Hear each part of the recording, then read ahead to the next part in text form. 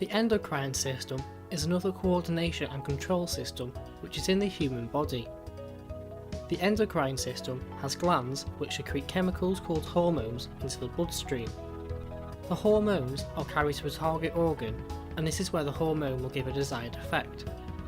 When you compare your endocrine and nervous systems, it is usually the case that the effects produced by the endocrine system are slower but last longer than the nervous system effects. Some hormones, however, can act quicker than others. Adrenaline is one example. The pituitary gland, found in the brain, is described as a master gland. This is because this gland will secrete certain hormones in response to changes in body condition, and these hormones will then go on and act on other glands, stimulating the release of other hormones. These other hormones will then move to the organs and bring about the required effects. For instance, FSH is released by the pituitary gland, and this hormone stimulates the ovaries to release estrogen. There'll be more on this in a later video. You need to be able to identify the different glands of the endocrine system.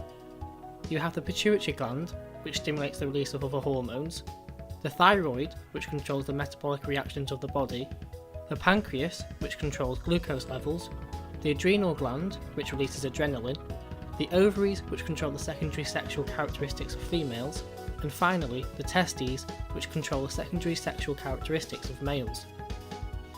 Let's take a look at our next topic, which is a higher tier topic.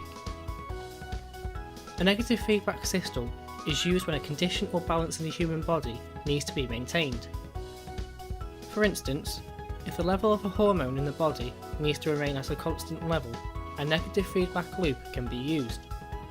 If the hormone level increases, then certain processes occur to decrease it, and likewise if the hormone level decreases.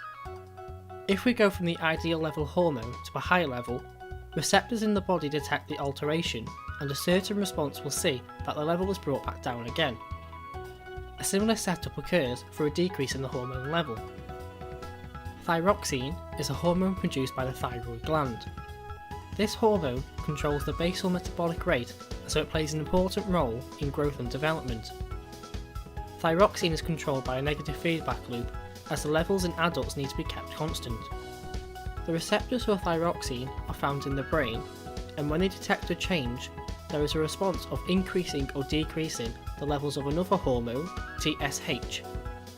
TSH is thyroxine stimulating hormone, and it increases the levels of thyroxine in the blood. Adrenaline is produced in times of fear or stress by the adrenal glands. Adrenaline is therefore not controlled by a negative feedback loop. Adrenaline causes an increase in both your heart rate and breathing rate, and so boosts the delivery of oxygen and glucose to the brain. This prepares the body for a flight or fight situation. Once the situation has stopped, the glands stop releasing adrenaline and the levels return to normal.